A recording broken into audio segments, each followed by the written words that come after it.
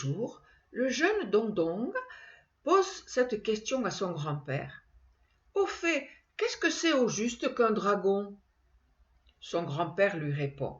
« Un dragon peut déclencher le tonnerre, souffler le feu, libérer les vents et déchaîner la tempête. Il peut faire aussi tomber la pluie. » Et sa grand-mère ajoute.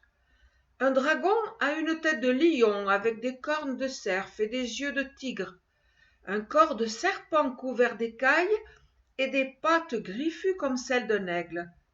Il est le symbole de la force, de la chance et du bonheur. »« S'il vous plaît, une histoire de dragon, implore Dong-Dong. » Après avoir tiré sur sa pipe, son grand-père commence. « Il était une fois, dans les temps très anciens, un pays où sévissait la sécheresse. Pas une seule goutte de pluie n'était tombée depuis des années, et la rivière qui reliait le nord au sud n'était qu'un courant saumâtre. Les animaux et les plantes mouraient de soif, la famine faisait des ravages, le peuple se désespérait.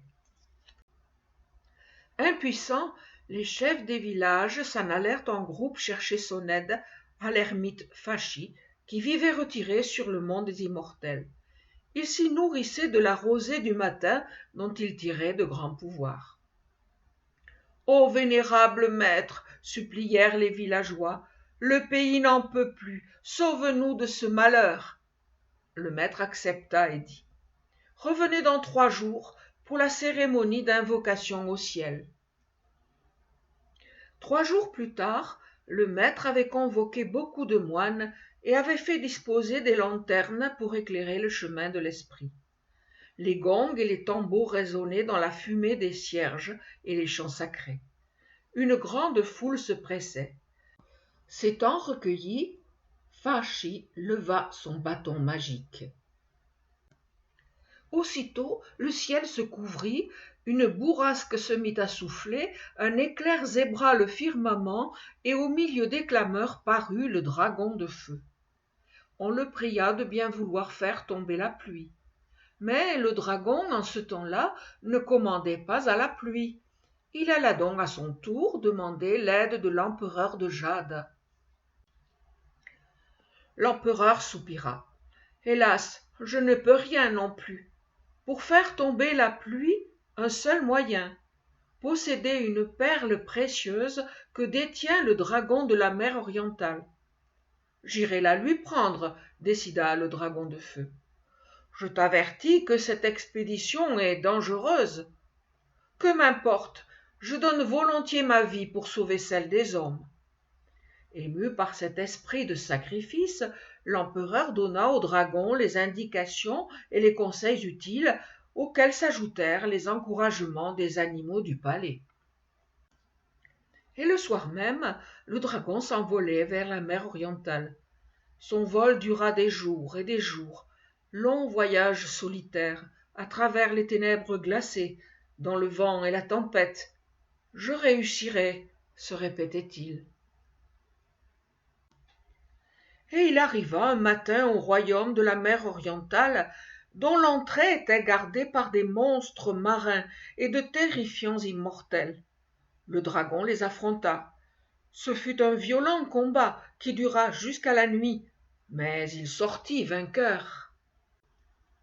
Sans perdre de temps, il s'enfonça dans les profondeurs sous-marines. Après 49 jours de plongée, il arriva enfin au palais de la mer orientale, dont la salle d'honneur était occupée par 8 dragons qui dormaient chacun dans une jarre. Parmi eux était le dragon souverain, tenant la perle précieuse dans sa gueule ouverte. Le dragon de feu s'empara adroitement de la perle et s'enfuit avec elle par la porte sud du palais. Aussitôt il reprit son voyage en sens inverse vers le mont des Immortels. Mais à peine s'envolait-il, le dragon de la mer orientale s'éveilla en sursaut et surgit des profondeurs. Ivre de colère, toutes dents et toutes griffes dehors, il se dressait devant le voleur en lui barrant le passage. « Rends-moi ma perle, sinon je te réduis en miettes. » Le duel fut sans merci.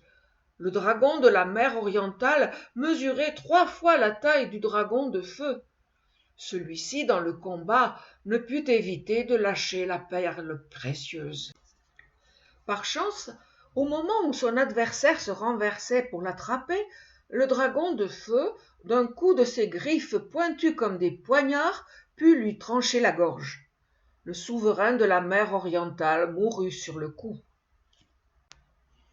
Blessé, affaibli, et craignant de perdre la perle précieuse durant son retour vers le monde des immortels, le dragon de feu jugea prudent de l'avaler. Dès qu'il l'eut dans son ventre, un feu violent se mit à brûler en lui. Et sous l'effet de la douleur, un torrent d'eau lui jaillit de la gueule qui se répandit sur la terre en un millier de milliards de gouttes. Bonne pluie rafraîchissante, tant attendue par les hommes. Une grande fierté submergea le dragon.